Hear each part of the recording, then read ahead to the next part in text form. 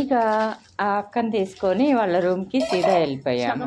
రా చూపిస్తా నీకు, నాకెవరు నేర్పించారో వర్డ్, నాకు ఎంత బాగా నేర్పించిందో అనగానే సరే అని మా అక్క ఏం మాట్లాడకుండా నాతో పాటు వచ్చింది. మా అక్క అన్నానని సొంతం కాదు, మా సీనియర్ అక్క వాళ్ళు అంత నీట్గా ఉండేవాళ్ళు అనమాట మాతోటి. వెళ్ళిన 6 నెలలకైనా మాకు చాలా క్లోజ్ అయిపోయింది. సరే అనేసి వెళ్ళాము. వెళ్తే ఎవరో చెప్పు నీకు నేర్పించింది, అమ్మాయిని చూపించు అంటే ఇదిగో పెప్సీ అని చెప్పేసి చూపిస్తే నీ పేరేమిటి అంది. హెప్సీ అనేసి అంది.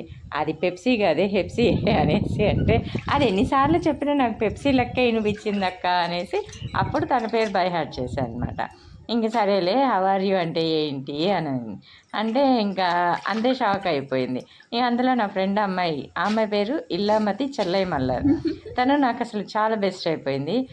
వాట్ హ్యాపెండ్ ఇందు అని చెప్పేసి అంది.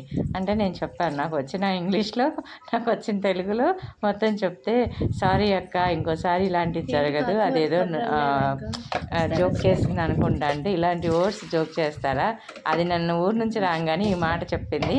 ఓకే ఇక్కడ అంటే అక్కడ ఏంటంటే అందరూ మా స్టాఫ్ వాళ్ళ ఫ్యామిలీ మెంబర్స్ కూడా ఉంటారనమాట. అలా ఎవరు ముందన్న అబ్బాయిల ముందు మాట్లాడితే ఏమైపోయేది ఆ వర్డ్కి అనేసి అంటే ఇంటికి ఆ వర్డ్కి మీనింగ్ ఏంటి అంటే నానున్నేం కాదలిక్కరేనంటే ఐ లవ్ యూ అని అర్థం అంట. అది మా అక్క ఆ పిల్లకి పెద్ద క్లాస్ తీసుకున్న తర్వాత అర్థమైంది.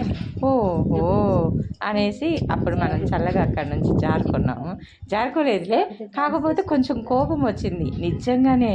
అప్పుడేంటంటే మేము మా స్టాఫ్ వాళ్ళ ఇళ్ళకి వెళ్తూ ఉంటాము. సో వేరేగా